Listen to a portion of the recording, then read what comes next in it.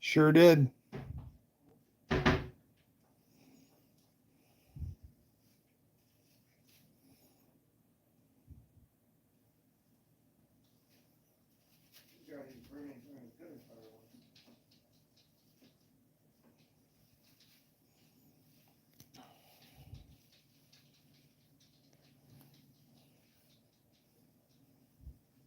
Ah, unfinished project. Good evening. How are you, sir?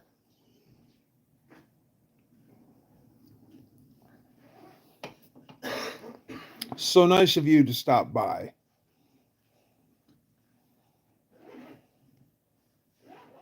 Welcome to my second live stream. Ah, Dutch. Good evening. Two people. Ah. I know, no pushing, no shoving. It's okay.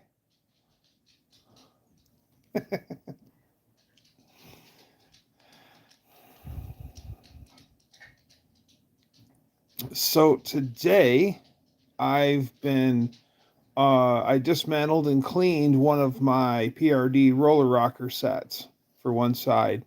Got everything taken off, and that's when I noticed that there was some pretty severe wear on the actual rocker shafts themselves. Everything else looks great, but there's some pretty good wear on the rocker shafts, like stuff I can catch my fingernail on. So at first I thought I had to replace them, but then I was talking with 2X Jeff, and he said that the um, shafts themselves can be replaced probably. So I'll probably be sourcing a set of new shafts. But yeah, it's cheaper than buying a whole new set of roller rockers, right?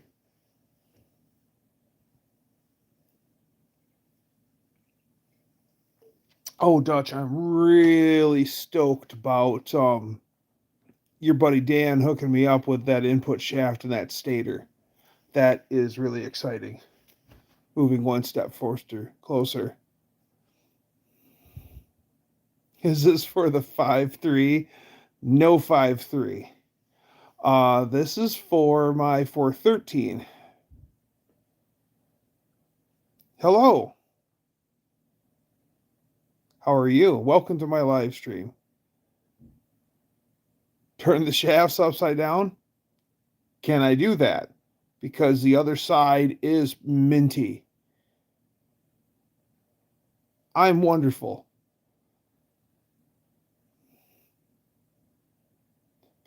Because that totally could work unfinished. I don't know. Some of them are pretty scabby. I'll send you a picture of the worst one unfinished. You too, Dutch. You work at Pizza Hut? Nice. Meat Lover Supreme, please. Do I vape? No, I don't vape.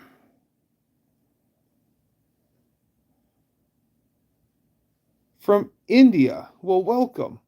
You are now the furthest away that I can think of. Very cool.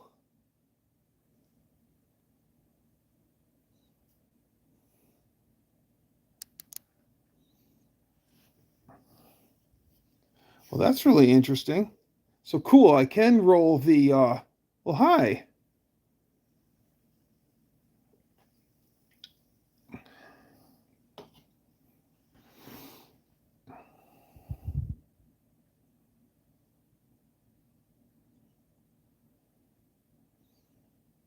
It'll clearance. Hey, Junkyard Necromancer. Wow, nice. How are things out west? What am I drinking? Ah, Diet Pepsi.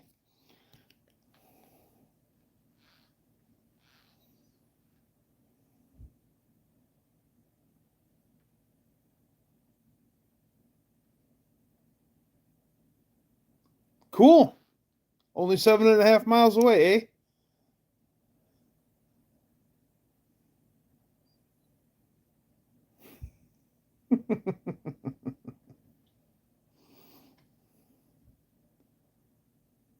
No, no, no, no Bud Light, no Bud Light. I like my beer Canadian. Yes, Canadian beer and Canadian whiskey.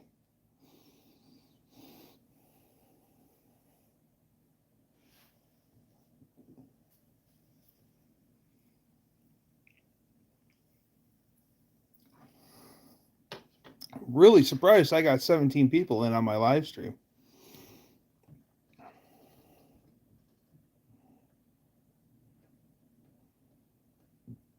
Yeah, I know.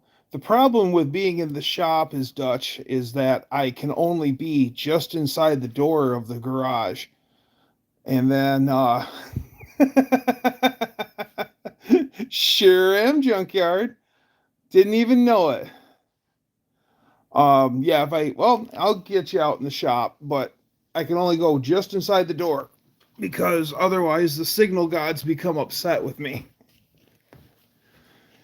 So, let's go to the garage. The garage.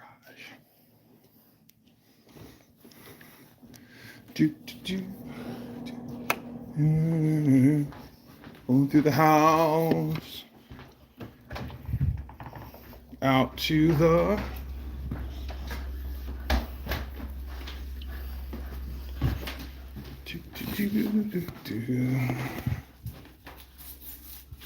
get my keys.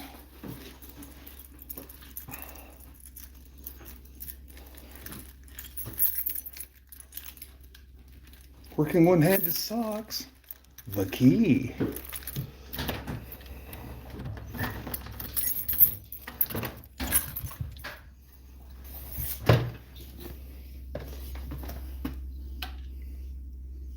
Welcome to the shop.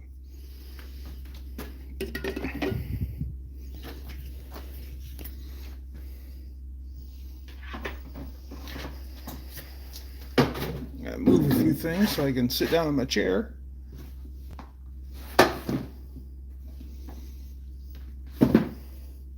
All right.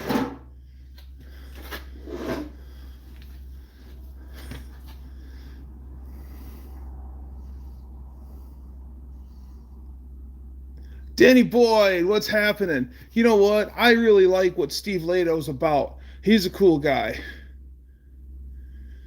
Ooh, what secret projects? You see, I can only talk about what projects lay from here because if I go any further into my shop, we're no longer having a live stream. The signal gods become upset.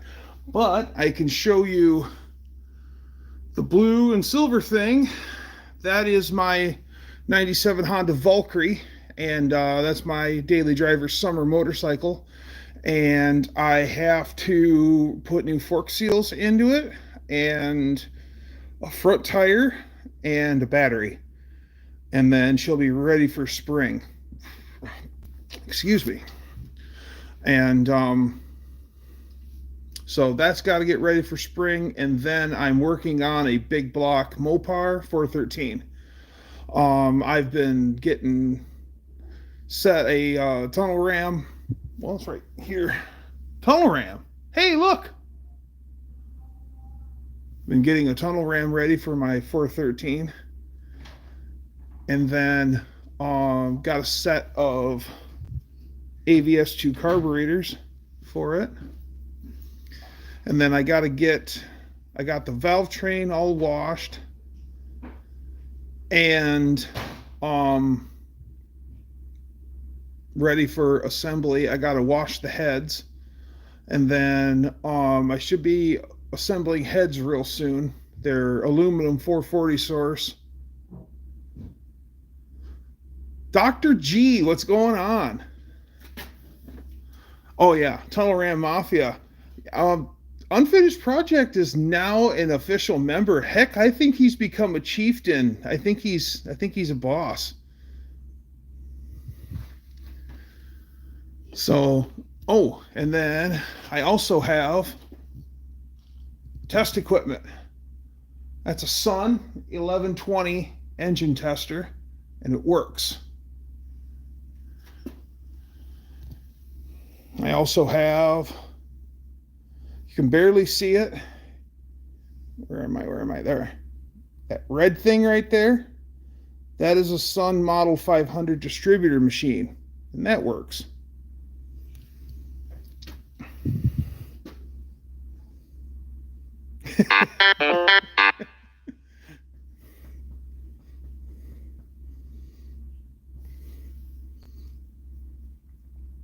Oh yeah, the Sun machine.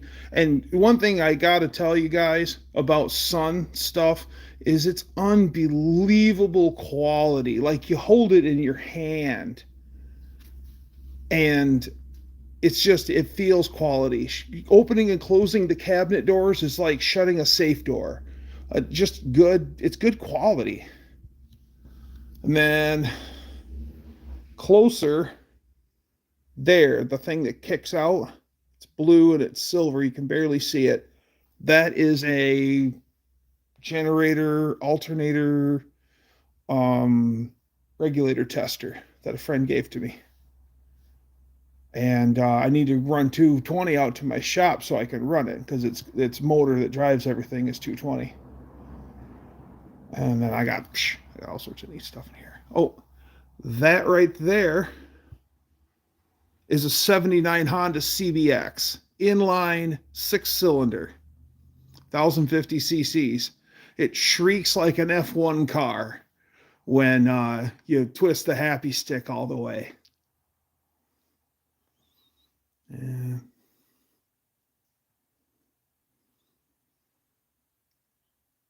Car and a voltmeter. Actually, Danny, I've got this. And that is it's a mobile startoscope Mark V. And that's actually a pretty cool unit. I got that for $7 at a motorcycle swap meet.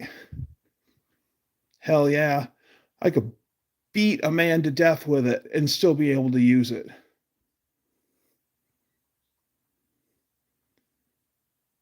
Yes, the engine is a stressed member of it. Yeah, the frame looks like this. Actually, I have a CBX frame over here, but I'm not going to dig it out.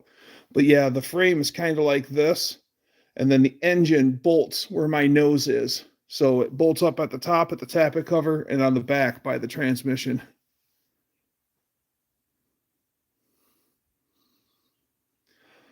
Well, hey, what's up, mofo? The only thing I got to do is I'm not going to lie, junkyard. I hardly know how to use my distributor machine, but I'm learning. I got to get the tachometer fixed on the distributor machine. Once I've got the tachometer fixed and I know exactly what RPM I'm turning at, I would absolutely love to curve a distributor for you. Hell yeah. I totally want to curve a distributor for you. I'll curve anyone's distributor as long as it's points. I can't do like HEI, at least not yet. What's up, El? What's going on, Lars? Ooh. The touring CBX. Okay, Dr. Go. Was it gray, red, and black, or was it white and bright white and blue? Because my favorite is the bright white and blue of the touring bike. The last year, the 82. My bike is not the touring bike. Ooh, it's the white and blue. Oh, that's my favorite. Yeah, that's my favorite. I love that as a touring bike. It's kind of funny, the CBX story. Basically, Honda built it just because they could. They were testing at the time with the CBX, the N-Line 6. They took a CB750, which I have. I have one over there, but you can't see it. Oh, yeah, you can. It's the green bike in the corner. There it is. No, you can't see it. Never mind. But they took a CB750 and they pumped it up to 1,000 cc's. And then they were the Amoco drum came from our family farm. That was the trash can in the granary. It says matchless grease. Actually, it's not Amoco. I think it's standard. But they are running a 1000 CB750 alongside the CBX, and everyone just loved the roar of the CBX because it sounds like an F1 car.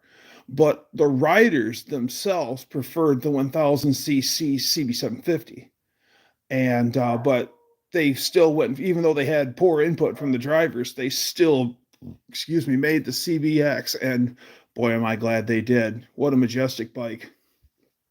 I've always wanted one ever since I was a little kid. So some guys got a rare Ferrari in their garage. I do too, but mine's a motorcycle. You guys want to see something? Come check this out. We're going to go back in the house. Yeah, I know. Just got in the shop. Yeah, I know. Let's go in the house. I'll show you something for my CBX.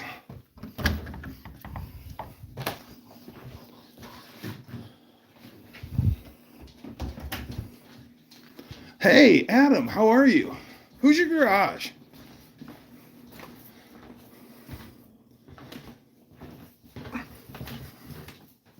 Ooh, a Hurricane. 900F. Nice. That's a nice bike. Okay. So pardon the mess, but I'm going to have to turn you around. Oh, wait. I can do this. Doink. Pardon the mess, but that is my CBX paintwork. So I got all body panels painted, and they're not quite right to factory stock. Like, I got the bullet fairing for it. That doesn't belong on the bike factory. And then the side covers are supposed to be satin black, but my body guy, my painter, goofed, and he painted them body color. And you want to know what the biggest problem of it all is? The paintwork is so exquisite. I just don't dare do anything about it. I cannot find a flaw. Your friend has the silver. That's Perseus silver. This is Candy Glory red. Colleen, welcome to my live stream. So, yeah, that's my back room. One of my back rooms. That's my CBX stuff. Ah, it's dark. Dutch, don't touch me there.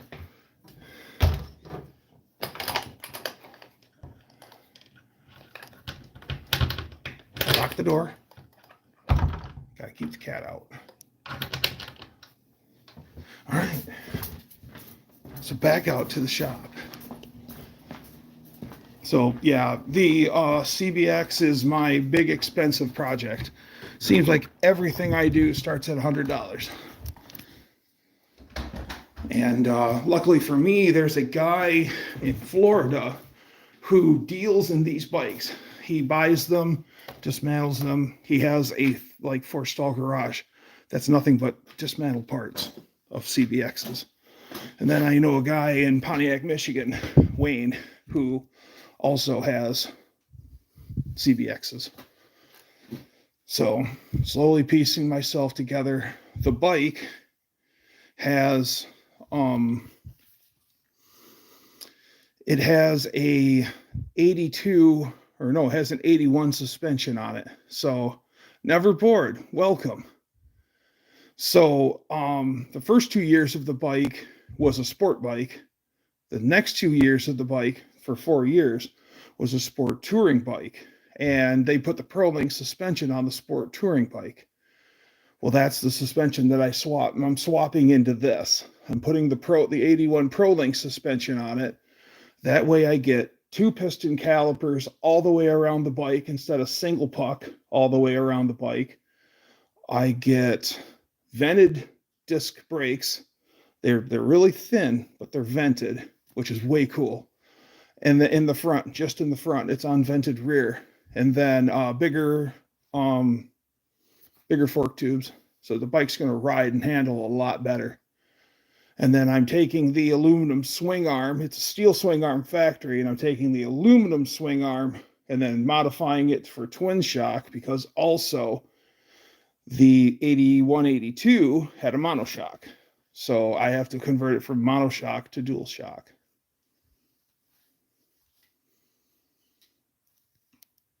I got all sorts of dumb stuff here in the shop. Can barely see it. That is a Hastings oil filters catalog rack with the lights.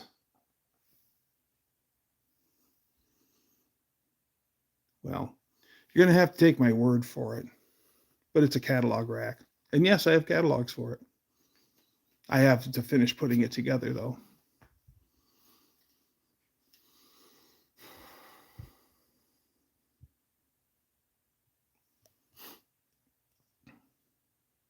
Yeah, that's the standard. That's my trash can, but that was the trash can at the farm in the granary. So I had to keep that. I got all sorts of dumb stuff, like you can't hardly see them. Gas cans. That's a standard right there. And then Sunoco. You can hardly see it.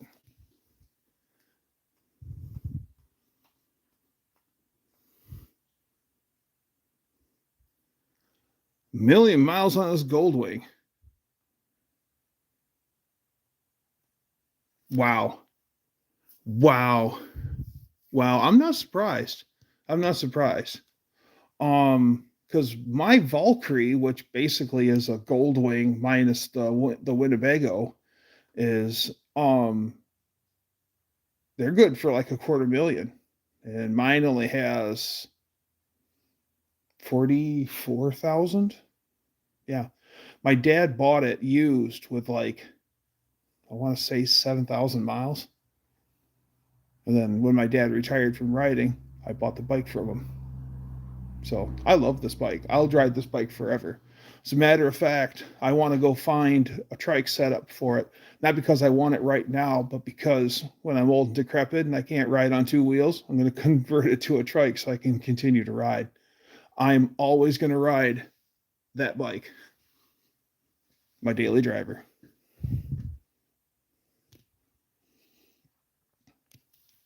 If I put you down for a second, I'll at least uncover it so you can see it.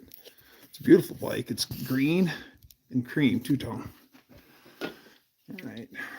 So move the WD-40. All right. There you are. Stay there. Stay right there, okay? All right.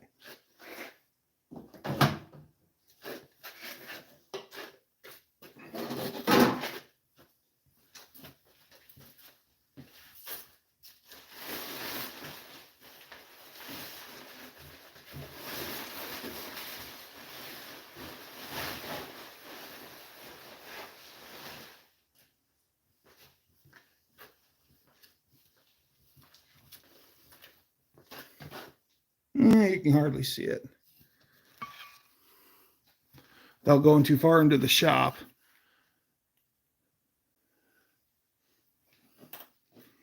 I don't dare go any further in. Well, anyways, that's my Valkyrie, 97 Honda Valkyrie. Motorcycle. Hi, Nathan. How are you? Yes, I did get your channel stickers. As a matter of fact, there's one right over there on my YouTube wall of fame. Anyone who's given me a channel sticker is on my garage door.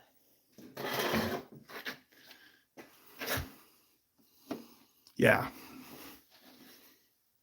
I love that motorcycle. What's up, Jeffro?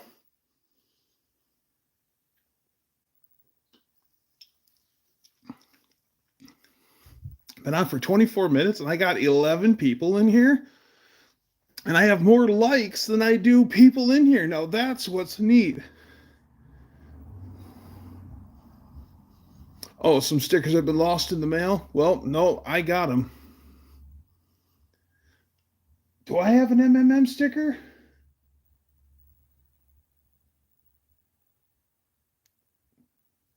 Yes, I do. Yeah, you're right next to just Mopar Joe.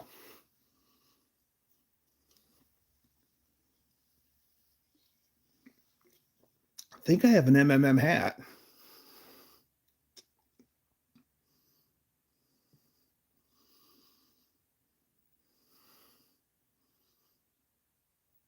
Yeah, that is a good looking bike. I always like the Yamaha Midnight Specials, the black and the gold. Something about black and gold that I just love. Maybe it's Smokey and the Bandit. Maybe it's a Midnight Express. It's something about that black and gold. Just looks good together. Yeah. Yeah. Like motorcycles, even though the weather gets warmer and it's okay to ride, roads are clear. I won't ride until we get good rain to wash the salt off the roads. Yeah. I don't care. I don't care if it's a January day and it's perfect. It's 50 degrees. I'm not riding because it's got salt. I don't want that on my bike. I care that much. Oh, fun fact. Jeffro knows this one. So I got the battery died at the end of the riding season on the Valkyrie. And I pulled it out.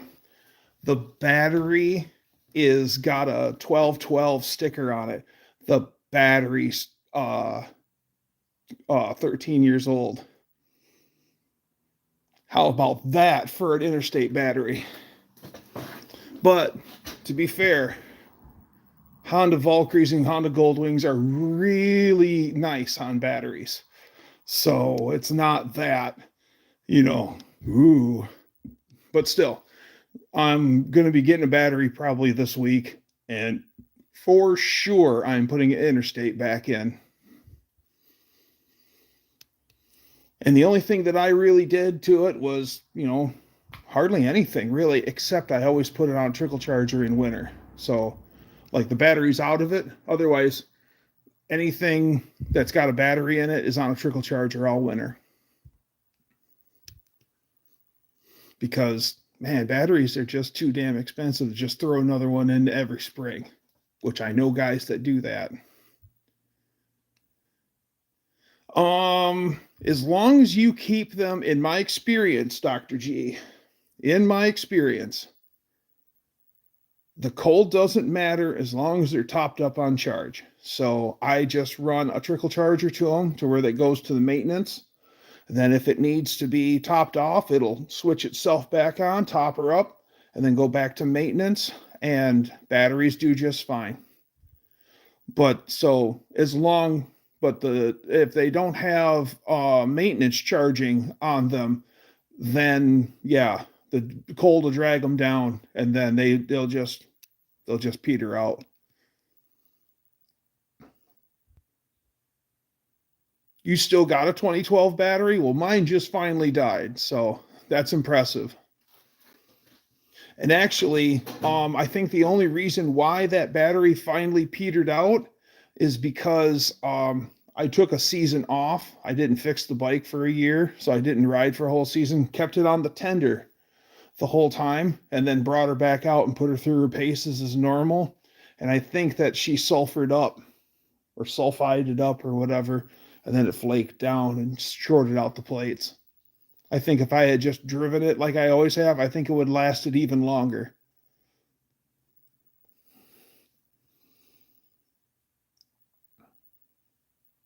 Yep. That's batteries are fickle things. I've seen everything battery related, I swear. Yeah, I thought about going for like the boiling the plates and everything, but I would have done it if it was like a 5-year-old battery, but it's 12 years old. I mean, I thank you for your service, sir. I think I'm going to go get a new one. But yeah, I could try to boil it out, but it's 12 years old. So, and besides, I really don't like getting stuck somewhere, being out in the middle of nowhere in my bike bars. Great. I mean, I could just push start the bike, of course.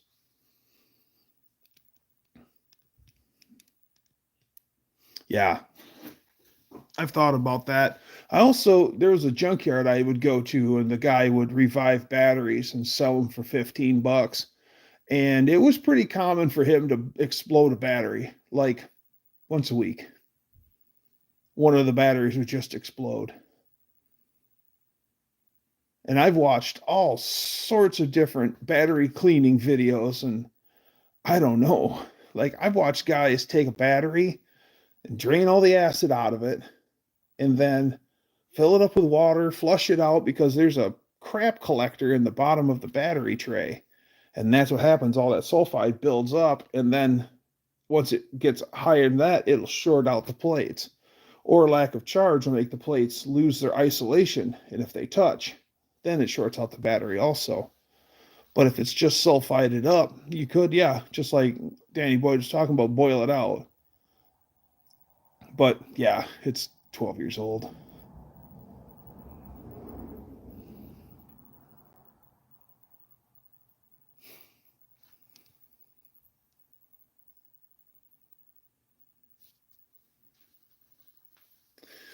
The oh, I got an uncharged, yeah, exactly. And that's like my Lady Dougster's Beetle outside, our Toyota, and that we don't drive in the winter. It's so rust free. It's a little banged up, but it's rust free, and so we just don't drive it in the snow. It's that nice of a car still. And I divide the time, our charger, between those two just to keep them up. So because batteries aren't exactly growing on trees.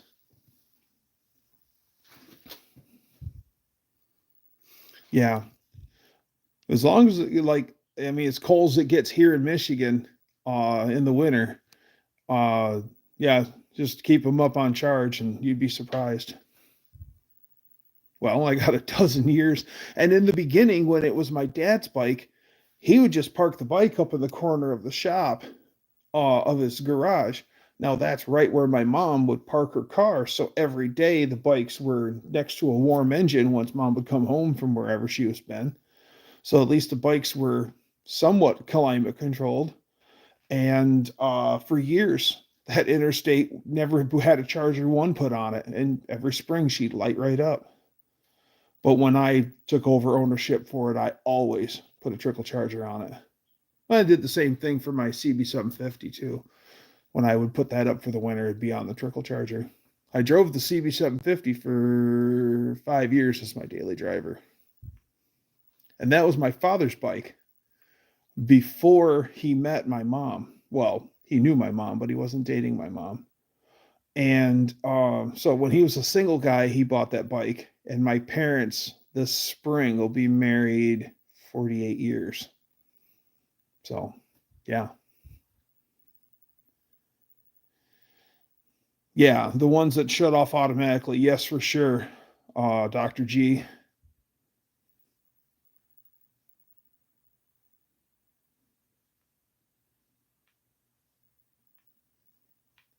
Yeah. Yeah. My aunt and uncle have been married. Well, they got married in January of 1970. So basically, they both got out of high school and they got married, and they're still married. So that's 55 years. Yeah. Yeah. 55 years. Yeah. The older battery boilers, you know, aren't these new modern. It depends on what you want to do. The old ones that are constant on chargers, you want to keep those around. I call those dumb chargers because these newer batteries, if it doesn't have a base charge in the battery, it doesn't recognize it and it won't turn on to charge it. So, um, sometimes you have to kind of jumpstart a battery with a little bit of base charge for the smart charger to take over. So because of that feature, if you wanted to do like electrolysis to take rust scale off, or if you wanted to use it to like plate parts using electrolysis, you can't do it. But an old dumb charger will, because as long as you have it turned on, it's doling constant voltage. So keep those around. And then yeah, electrolysis to clean stuff is amazing. Amazing. My friend, when they did electrolysis to clean his 289 Ford block, it ran hot always. It was just what it did. And after they had cleaned it, using electrolysis and multiple points. They must have had like 10 sacrificials in there drawing on different zones to pull the shmoo away. And they pulled almost all the garbage out of it. And the engine ran considerably cooler because they pulled a lot of that shmoo out of the coolant passages. How cool is that?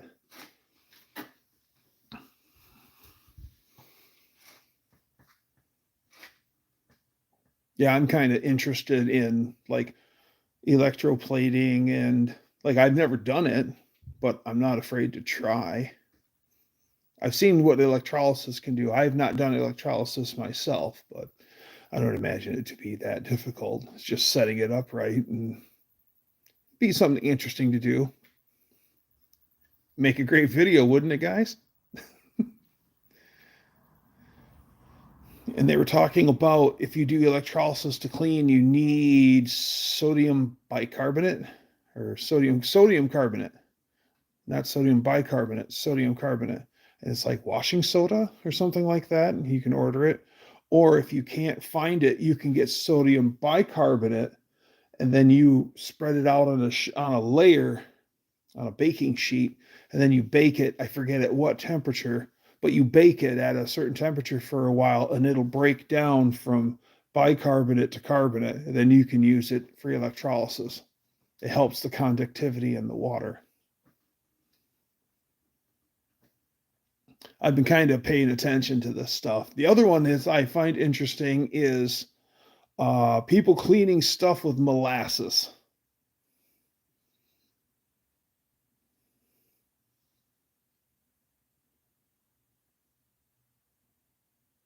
Plate something. I think we're getting a little ahead of ourselves, Dr. G. Good idea, but I'm not going to commit to that because I've never done it yet.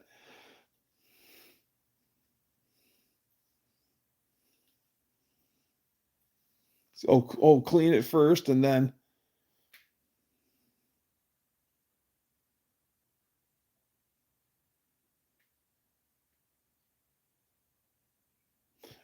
Orange Doritos, the Mandarin, huh?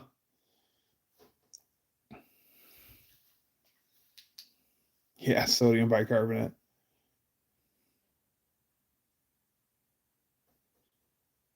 Yeah, I could exactly. It could be the worst. It could be hot flaming garbage, and everyone would be like, "Oh, it's awesome!" Yeah, that pineapple is weird. I tried that one. Hey, Grease Belly. Hey, Mohawk.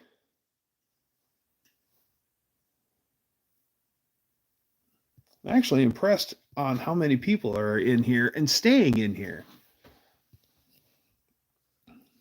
Welcome to my shop. It's not very big. It's like 30 by 30.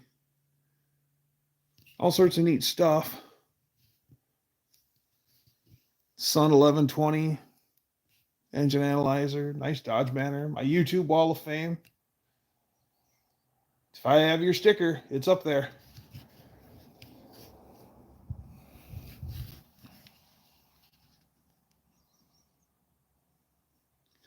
Cleaning the shop, yeah, I definitely need to. That's on the list for spring. Once it was like almost 50 today, which is huge for us because we've been in the teens for weeks and lots of snow, and yeah, things actually melted. Like my driveway's almost melted, that which is insane. Um, Tom, welcome. 73? Nice. My shop is 50. My shop's 50. Way in the back is the thermometer by the blue and white sign that says deck 3. Next to it is the thermometer. You can hardly see it. It's a Hastings piston rings thermometer. My mother-in-law works for Hastings piston rings. That's one of the reasons why I collect the Hastings stuff.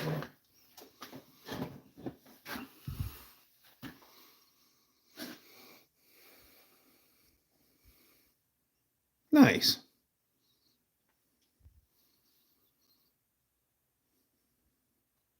Yeah, someday I'll actually have heat in my garage, but for now, It's just my little propane heater, which basically I huddle over and warm up my hands when I can.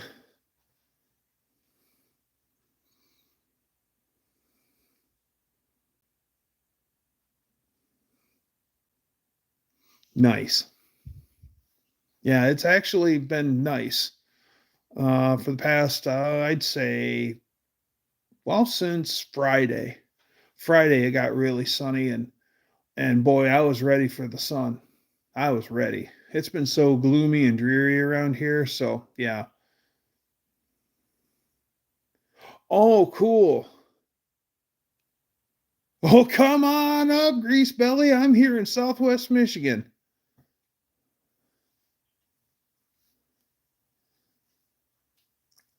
You want to check out the? You should have came 2 weeks ago when everyone was riding their snowmobiles around here.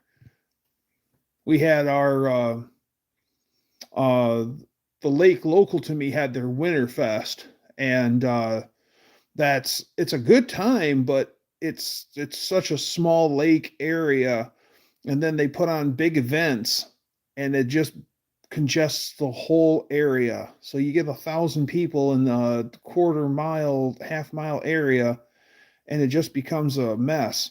I tried to go down. They were motorcycle racing on the ice. They have dirt bikes and they put studs and picks in the tires, and then they go out and race speed oval and they race road course. And I was trying to get out there and film some of it to make a video.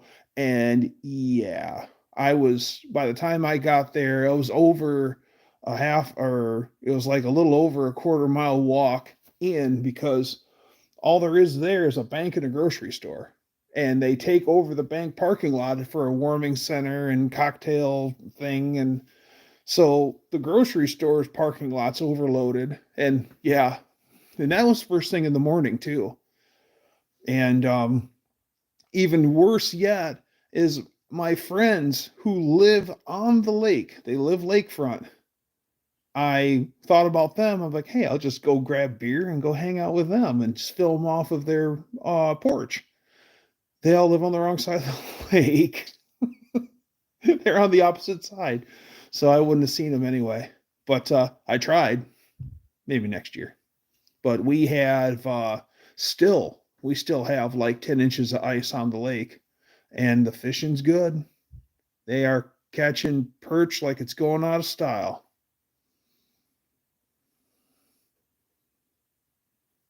Oh, very cool. Very cool.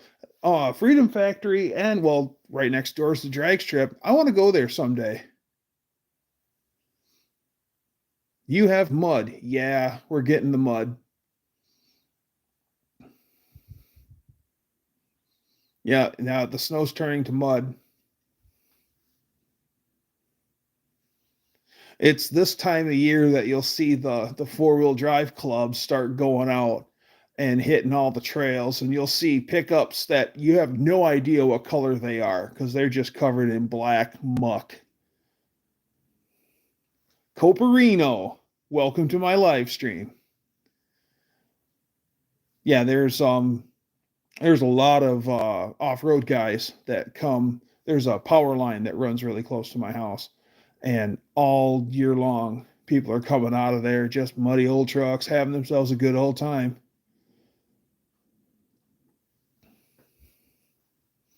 Yeah, the springtime mud runs, just guys out hitting the trails and everything, not an actual mud run like at somebody's property. But yeah, you'll see a lot of trucks just black. Yeah, weather makes you want to. Yep. Ooh, yeah. That swept line is really cool. And the story behind it is even cooler. Yep. No, there's no earthquake in Dougie Land. And I've got them on my gimbal too, but I don't have it actually active. I got locked into place. If I don't have it close to me, if I have it on the shelf here, then I can't read comments. So it's kind of a double-edged sword. Earthquake in Dougie land.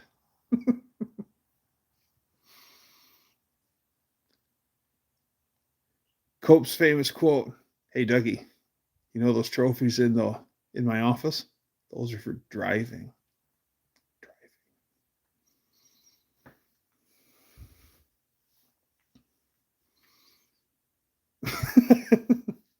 All right, fine.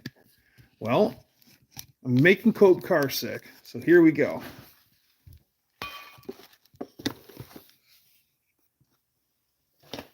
How's that? Is that better?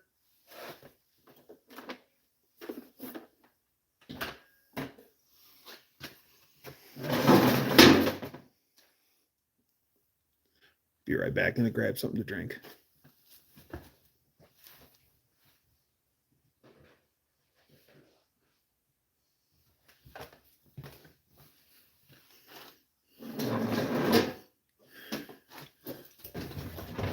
There. Much better. All right. Cheers, everybody.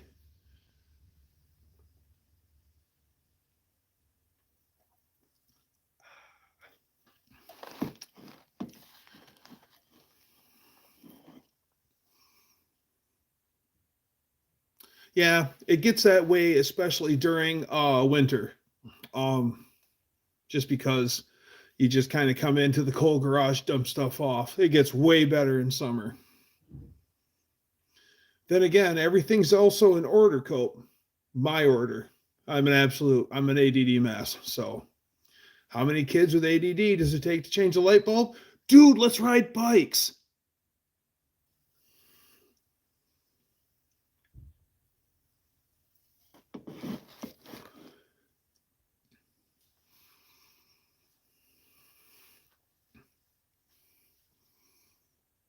Yeah, I chose a caffeinated beverage. That wasn't a bright idea, but I have a feeling I'll be up for a minute, up a little while longer. Yeah, it was almost 50 here. It felt great. The sun, yeah, seeing the sun really helped. I was starting to get a little doom and gloom. Needed the sun. Got sunny on Friday and that perked right up. Funny how that works. I know in like Switzerland or one of those places where there's a lot of winter and you're indoors a lot, the bars will have like sun lamps at booths, so guys can go down to the pub and get a pint and hang out with their buddies. And if you want to, you can sit in front of one of those bright lights to get some vitamin D to help with depression. Like, it's actually a pretty good idea.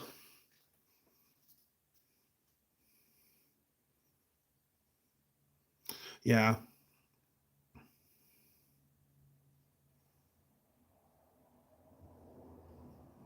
That need treatment?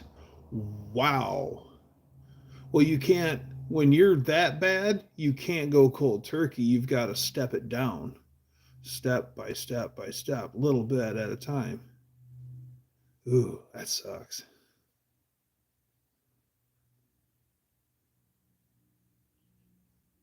That need treatment with caffeine. Yes.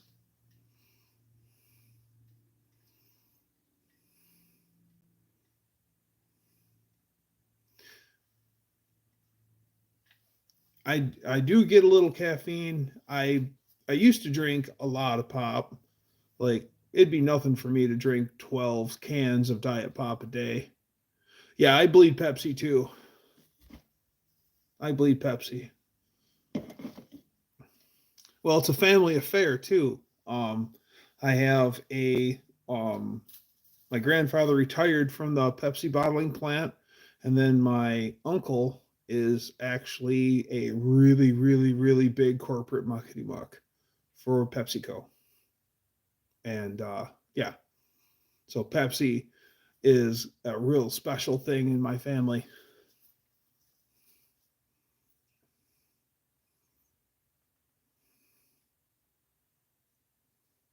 Yeah, coffee is the strongest. Green Monster. Ah,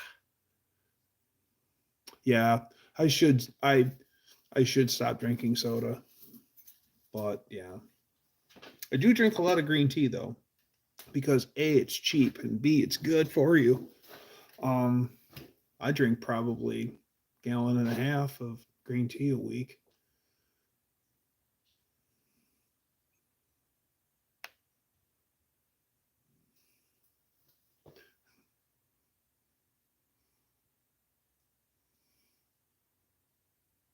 Sam's Cola is okay. It's okay. It's not very often you get a lower level cola where you're like, I want some of that. Like Fago Cola. No, just don't. Just don't. Yeah. Next No Name Nationals, once again, I'm gonna have a whole cooler full of Fago Pop. All my favorite flavors. I bring root beer, red pop, rock and rye, which is a cream cola. Red pop is a strawberry soda. I bring it all. Orange.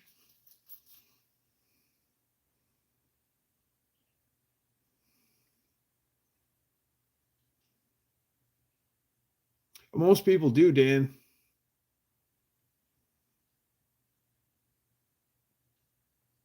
I used to go with Dad, and we would pick up at Canfields in Chicago. It was back then in the late '80s, early '90s. Canfields was doing all of the pop for Meyer stores, and we would pick up 2 and 3 liter bottles of Canfields pop for Meyer. Whole trailer loads, rail containers full. Used to do that a lot.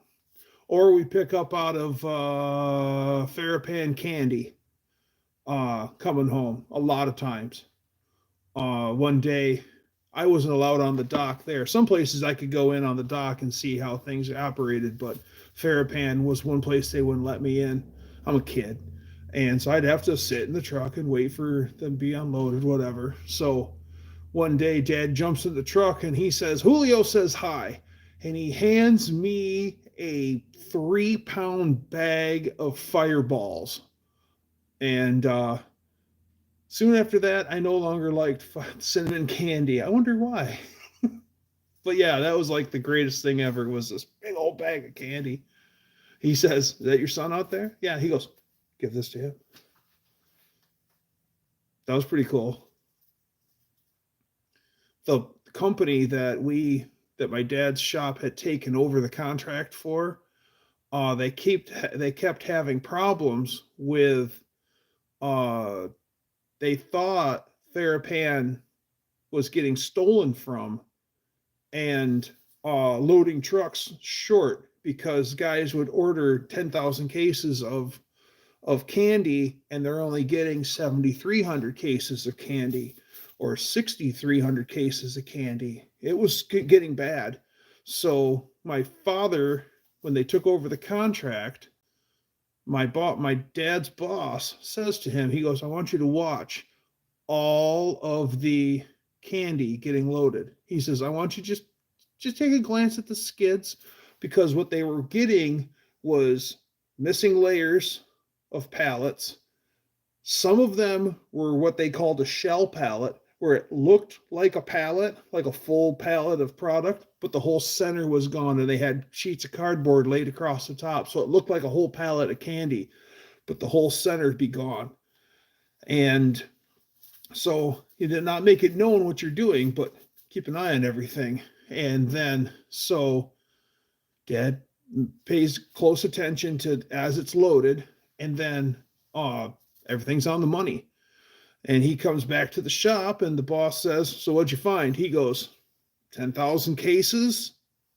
I got 10,000 cases, marked every last one down. And no, the kids weren't stealing it. The last company that was handling this contract, they were stealing it.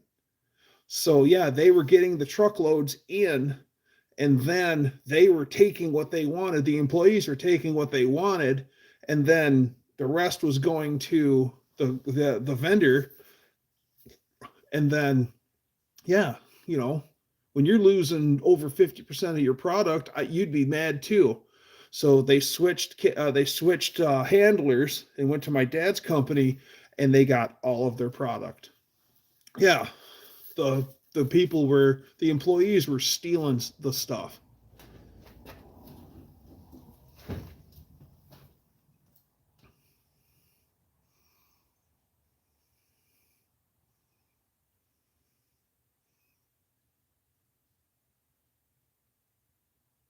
Left Coke and went to Pepsi. Wow, that's huge.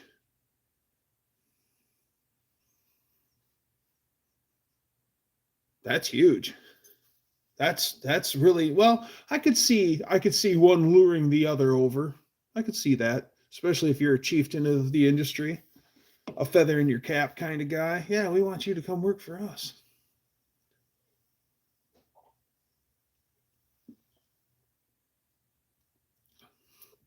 Cherry Pepsi is pretty good versus Cherry Coke. Yes, Cherry Pepsi is where it's at.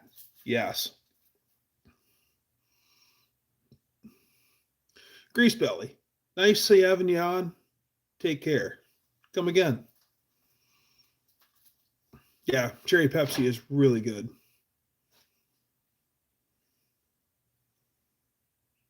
Yeah. Actually, they make a cherry diet Pepsi, which I haven't tried yet, but I'm not opposed to it. So I'll probably rock that. Hell yeah. I used to be a Mountain Dew guy. I used to drink a crap load of Mountain Dew, always Mountain Dew, always Mountain Dew, always Mountain Dew. And then I started realizing as much pop as I was drinking, and then a 20-ounce Mountain Dew is like 90 something milligrams of caffeine per bottle. And then I started going, hey, wait a minute. And then I go, well, what's a 20-ounce bottle of Diet Pepsi? Way less. Okay. So actually, I used to drink Mountain Dew incessantly, Diet Mountain Dew of all things.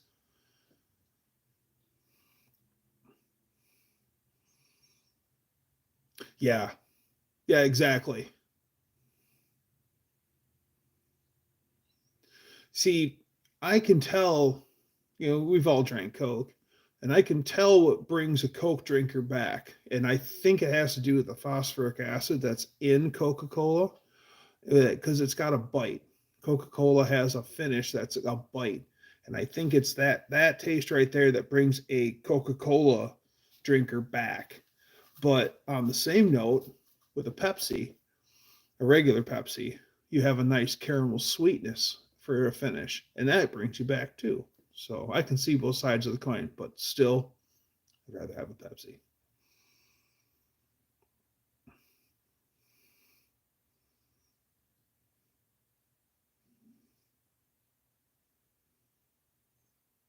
I can totally see that. I kind of burned out on it too. That's why I went to different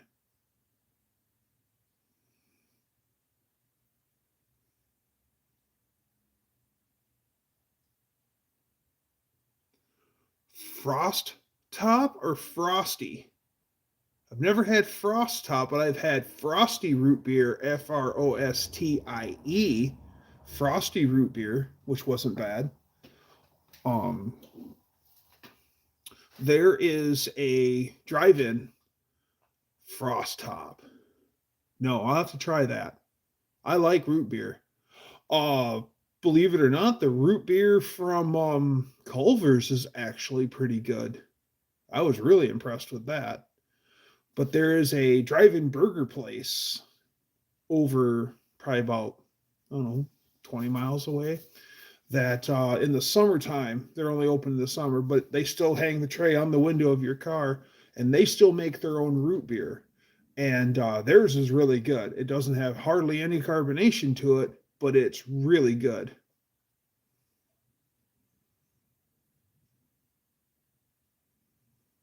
Yeah, I like a good root beer. My brother-in-law, he would um, get all sorts of custom or not custom, but uh, you know,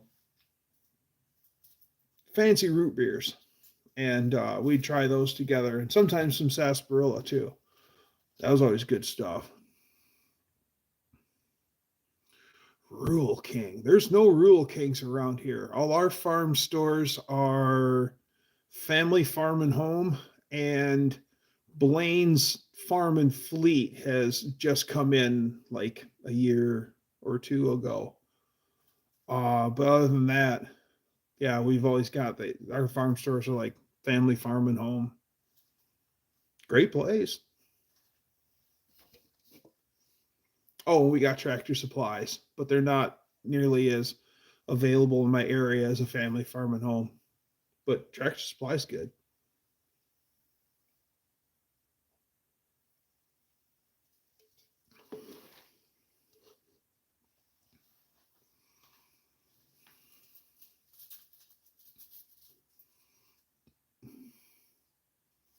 Oh, good Sir Jim. Good Sir Jim. Oh, yes.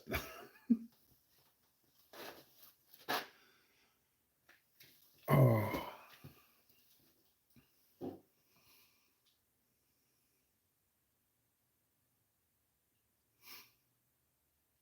there actually used to be a soda company out of Grand Rapids, and it was called Town Club.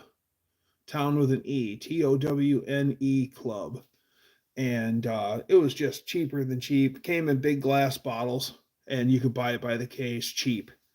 I remember going to parties when I was a real little kid, and coolers out in the driveway full of pop and glass bottles of Town Club.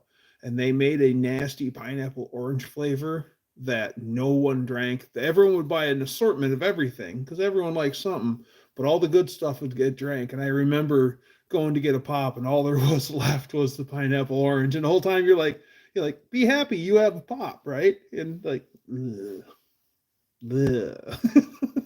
It wasn't a good flavor.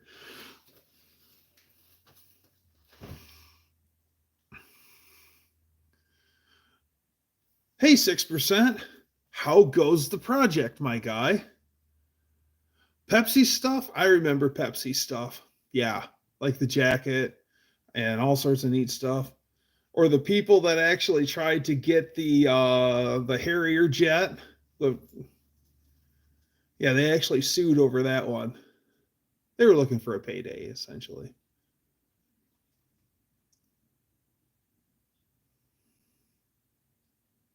Yeah, Tractor Supply is good though. I do like Tractor Supply. It's amazing. Like my friend's freaking Ford 8N tractor, you walk into Tractor Supply and walk around and pick up half a rebuild kit for it on the shelves. At least ignition and carburetor, exhaust manifold, stuff you need in a pinch. It's like, oh, we just got to get it at the Tractor Supply. And I'm like, what? No. Yes, it's that popular of a tractor.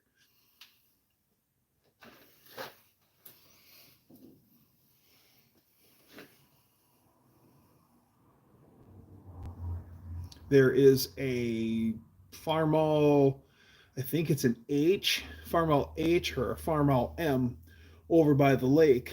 And it's sat in the same spot for 25 years that I know of. And just sits there, not anything being done with it. And it's got a back blade on it, and you can hardly tell that it's a red tractor anymore. It's covered in so much moss.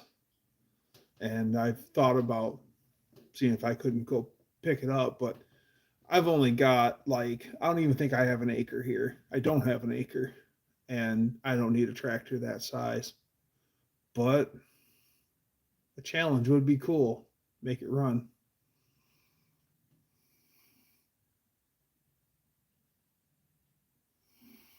75% ish. I knew your update video, it looked really good, 6. So you're thrashing away. Keep up the good work, my guy. You rock. If I lived closer, I'd totally be there to put in some hours.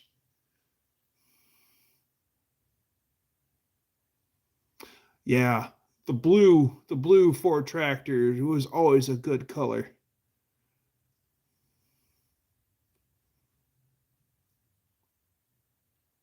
Yeah. They had some that were, Dan, they had some that were regular Ford blue, and then they had some that were white and Ford blue. Yeah, I remember the Ford lawn tractors. Ford made a snowmobile. John Cope sent me a picture of one. I never knew that Ford made a snowmobile. I'm not surprised. And it was white and Ford blue. Yeah, those old Fords. I used to bale hay with a, what was that, a Ford 4000 or 5000? It was a diesel, like an 8N, but in as diesel. And that tractor was great. It was blue and silver. And yeah, that thing was amazing. Just give it next to nothing, and it says, "Thank you. May I please have some more?" I can't tell you the amount of bales. The baler that we used at this time, because Lady Dougster had a beautiful paint horse at the time named Sugar. And so, Dino, welcome to my live stream. Oh yeah, I'm not the least bit surprised, Dr. G. Everybody made a snowmobile. Aaron's the made a snowmobile called the Snow Skeeter, and the Aaron Snow Skeeter looked like the Fighting Irish, the little Irishman for the Notre Dame Fighting Irish. Picture him, but a mosquito with a sponge cake hat on and a winter coat and gloves and his fists up. Yeah, it was really cool. It was like orange and white sled. Yeah, Aaron Snow Skeeter. My friend has one. Pretty cool to look at.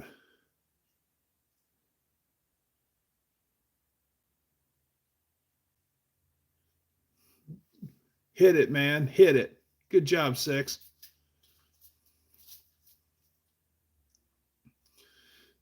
So the oh, I already talked about the roller rockers. Um so I got a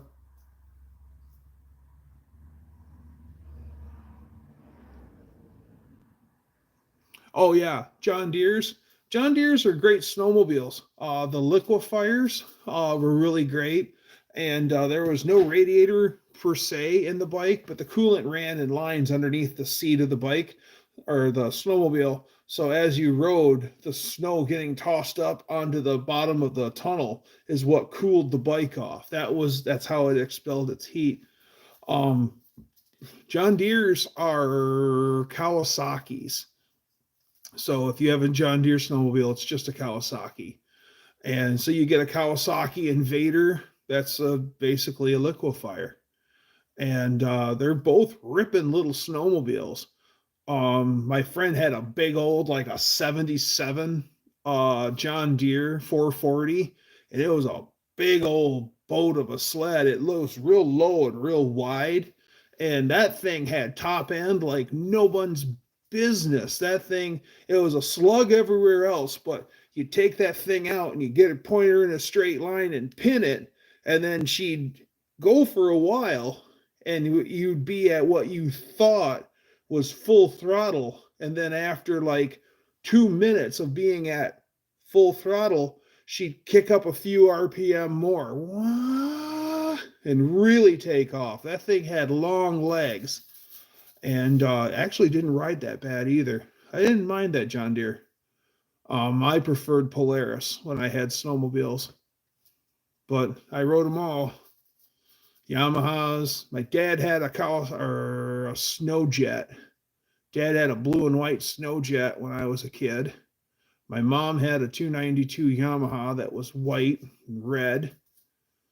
And then my Uncle Jimmy had this old ass Gilson snowmobile, and it was a one lunger, and it was old. It was like a 60 something. It was square. And I remember that thing never not running. That thing was an amazing machine. I remember my cousin Gretchen riding that snowmobile. We'd all be out playing on snowmobiles over at Uncle Jimmy's. That's what you did all winter. And I remember my cousin Gretchen riding around with, I'm not joking, 8 kids hanging off of that poor little Gilson snowmobile, little kids. And they're out going for rides around the yard in that old Gilson. And what an amazing little machine. My uncle would take it out and uh, twist its tail, he'd take me out for snowmobile rides. This is like when I'm 7, 6, and take me for snowmobile rides, and we'd jump berms and stuff with it on that old sled. And yeah, it was really good times. My dad's snow jet was a pile. That thing was broke more than it ever ran. I remember that. It always would die. Always would die. My mom's Yamaha was an absolute peach. That thing always ran wherever. So we'd go out, and then dad's snow jet would die, and then we'd have to, thank God the Yamaha always ran, and we had to go back to get tools and get the snow jet to run again. And what a pain in the butt. So at an early age, I learned that I didn't like snowmobiles. I love snowmobiles. I just like snowmobiles that run. I'm tired of wrenching on sleds.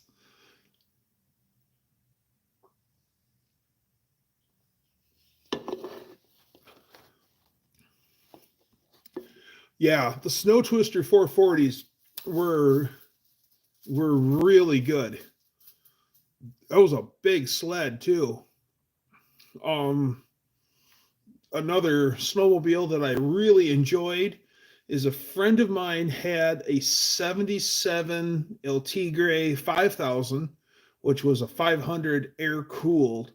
And then he had an 81, an 80 or an 81 El Tigre 6000. And that was liquid cool 500 twin. And I'll tell you this right now, the air cooled 500 77, that was the one that always ran. Old Faithful, take you wherever you need to be, light right up and go. Not fast.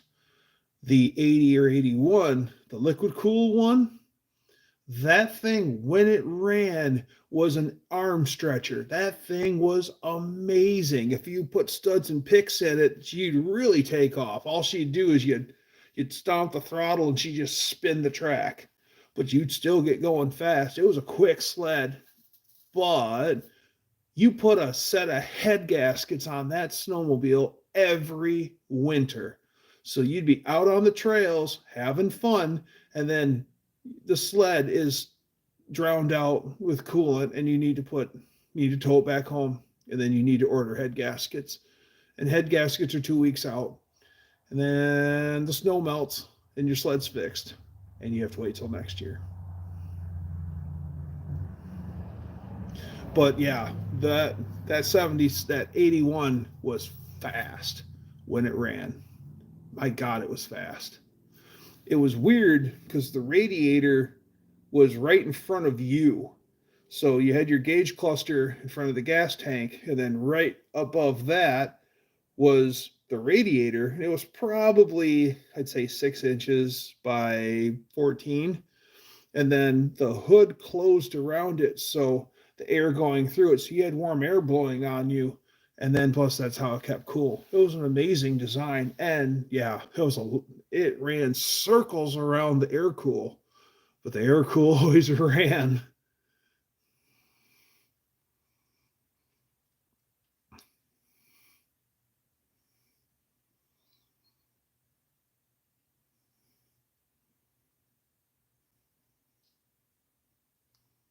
Wow. Wow.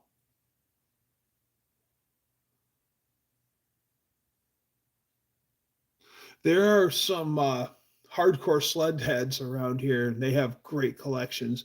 One guy has a whole bunch of speedway snowmobiles, which were factory built race sleds. Some of them were factory built race sleds. Those are really cool.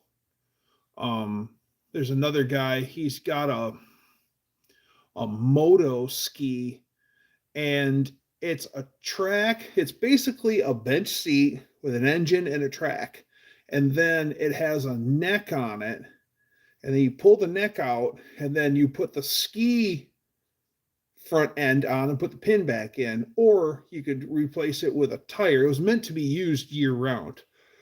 And I think it was a moto ski. It's blue and red.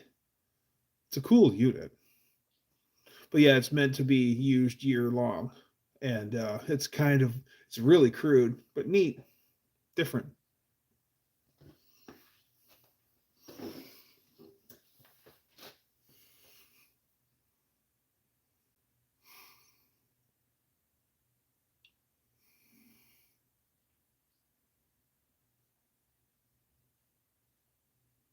Well, if Mrs. Dean is throwing them in the washing machine, then she is money laundering in the most literal form.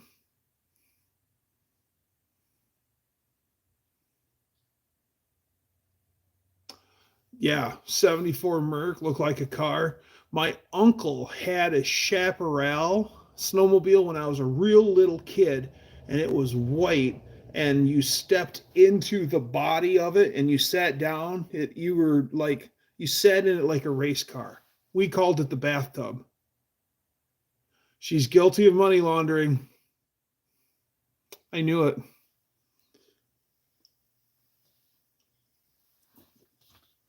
Be right back.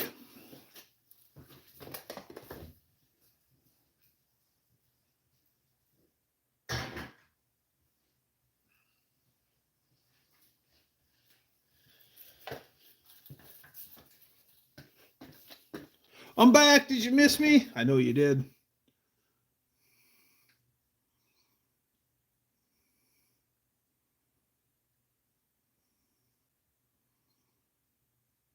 Yeah. Yeah, dual tracks for sure, to where you can kind of skid steer it like a track vehicle.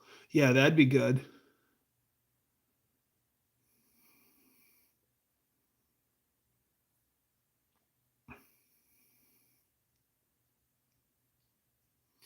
There's some guys down by the state line um, that do snowmobile racing on open water, and basically you pull up onto like a dock, and then it's you and another guy, lane one, lane two, and it's like a football field's worth of water, and then you get the green light and you launch your sled, and then you shoot out onto the water, and then you stay into the throttle, and then the churning of the track on the water keeps you up and skipping across the water in your skis, and you just kind of ski across the little pond to the other side, and it's a race. It's like a drag race, and it's really cool. That is really cool. And something will mess up, and he'll put the sled in to drink, and they'll pull the plugs out of them. And if they haven't, squashed a piston or something like that, they'll fire them back up and send them again. It's like, damn. A lot of those guys like the 3 cylinders for that. That actually looks pretty interesting. Yeah, it's big doings down there. Like, around here in the summertime, like once a month, there are places on private property where they open up a mud hole and have mud runs. And usually it's once a month. You'll go to this area and go talk to the blanky blank family, and yeah, come on out back. And if you want to be a spectator, so much. And if you want to run in the mud pit, so much. And yeah, it's a lot of fun. Um, there's one mud pit that we got a guy who's got a little Volkswagen powered dune buggy with paddle tires on the back of it.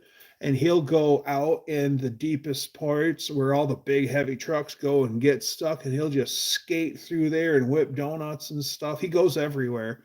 Of course, he drives that thing with his foot to the floor, like you do with a Volkswagen anyway. But yeah,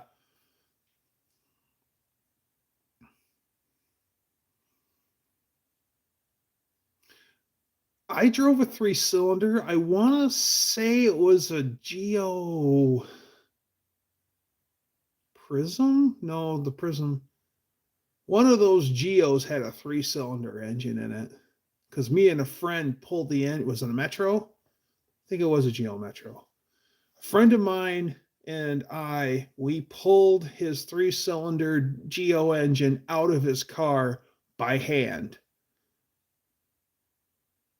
because we didn't have access to a cherry picker. He goes, I think we can lift it out of here. I said, let's try. It wasn't that bad.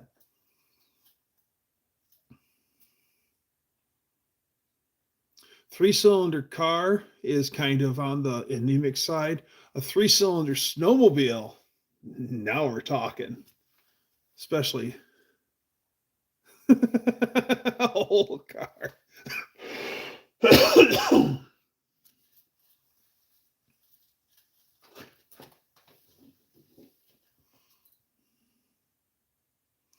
Yeah, it's hard to beat a Toyota. Toyotas are great cars and trucks. When I was a kid, my dad had a 78. Yeah, a 78 Toyota pickup, 4-cylinder, 5-speed, 4-wheel drive, white, blue interior, had an 8, came factory with an 8-track player. And my dad drove the tires off of that thing.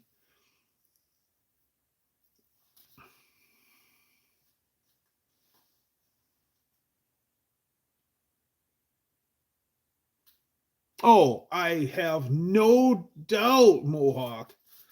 Yeah, you'd think NASCAR was in town. I've never seen a 3-cylinder chainsaw.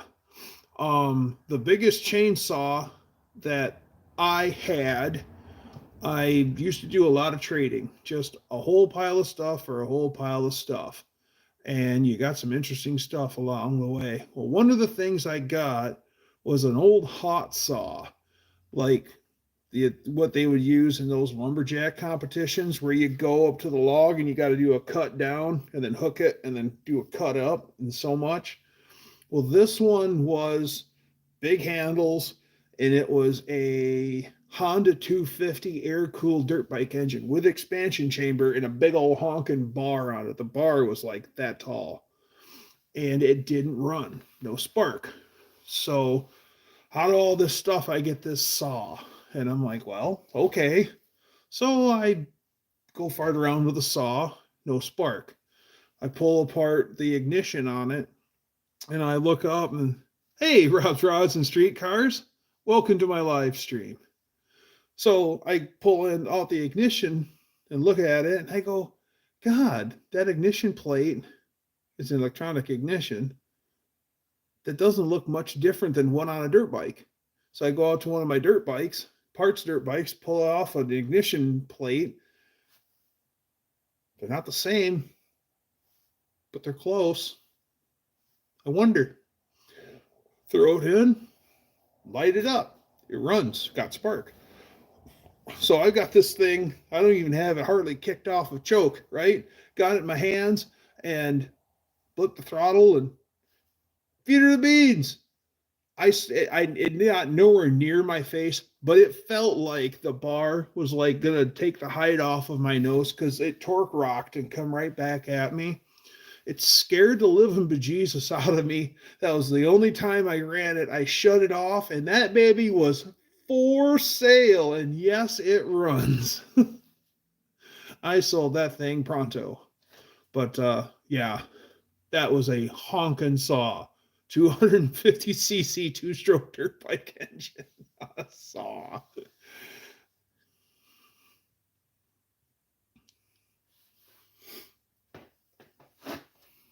That was a crazy piece of equipment. And just one of those stupid things.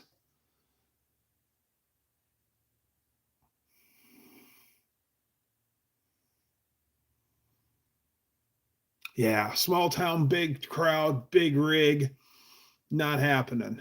Yeah.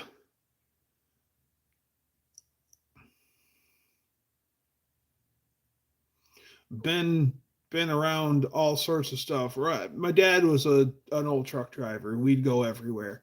We used to drive to Chicago a lot. Either we would leave Grand Rapids, Michigan, go into Chicago for the day, and then, um, or we would stay within the state of Michigan and retrieve stuff or deliver or see all the above. We used to go into the Thumb a lot. We had the company my dad worked for, we delivered salt to Culligan dealers for water softeners. And we would get, overseas containers full of pallets of salt. And we'd have to go. A lot of them were in this area of Michigan, the Detroit area, the Thumb, and everything. And then and a lot of times we'd go up into here, like Alpena and Petoskey. We did a lot of stuff in Petoskey. Petoskey's a beautiful place, by the way. If you ever get up into northern Lower Peninsula, Petoskey is a gorgeous place. Petoskey is a place to go see. Traverse City, I highly recommend Traverse City. That's a beautiful place. And then Harbor Springs, which is right next to Traverse City. Beautiful, beautiful places in Michigan.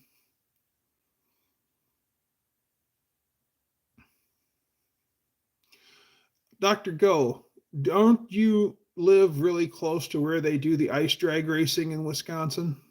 Because that is cool. That is mucho cool.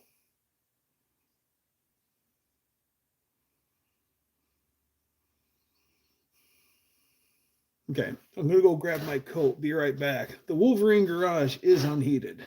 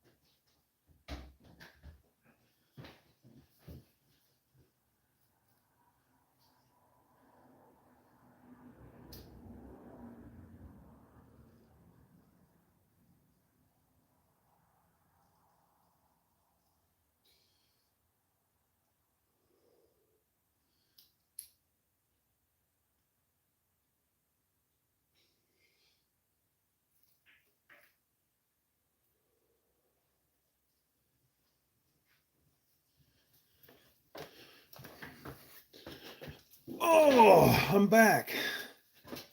Did you talk amongst yourselves? You sure did. Rock Island, Illinois, Davenport, Iowa. Ontonagon. Yeah, I know where Ontonagon is.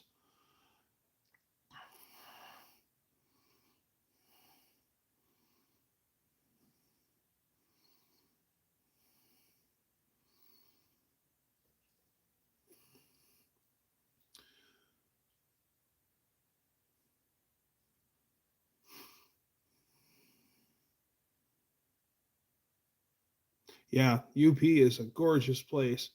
If you're ever up in the Upper Peninsula around June, early June, or in June, late June, beautiful. What a beautiful time. It's magical up there. And also, mark your calendars, kids. Last weekend in June, the the very last weekend in June, the weekend before the 4th of July, is the St. Ignace Car Show in St. Ignace. And that is the first town that you come to when you cross the Mackinac Bridge. That's the first town you come to in St. Ignace. It's right there on the bay. And it is a beautiful place. And they put on a hell of a car show. People nationwide come to the car show. It's huge. Huge. Biggest car show I've ever been to. Coolest car show I've ever been to. You get all sorts of clubs as you walk to downtown. You'll get all sorts of car clubs parked together. Like there'll be a whole K5 Blazer club all together looking cool. And then you'll get like shoebox Fords, and then you'll get Thunderbird guys. And then my favorite are the Ranchero guys because a lot of them have these bumper stickers that they put on their dashboards that say, no, it's not an El Camino.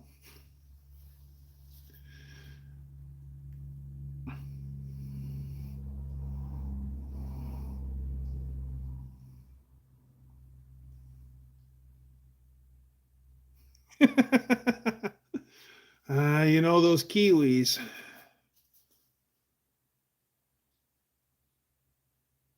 No, I didn't cover St. Ignace. I should cover St. Ignace. I didn't do any car shows. I did motorcycle shows though. St. Ignace. Ignatowski. Ignace. Ignace. Ignace. Or as I like to call it, St. Iggy. Actually, Reverend Jim.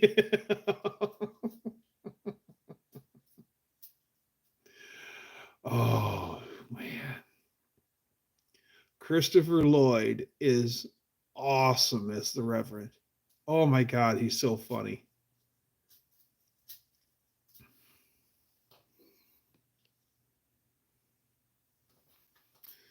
Well, it is almost 11 o'clock here in the great state of Michigan, and I'm having a really good time, but I got to be a responsible adult and go to bed. So I'm going to shut it down. Everyone, thank you very much for tuning in to my first long live stream.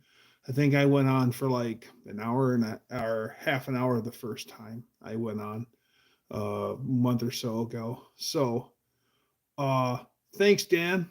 Hey, Lars. So thanks a lot for being here. I really appreciate it. And check out more content right here on Wolverine Garage. Bye, everybody.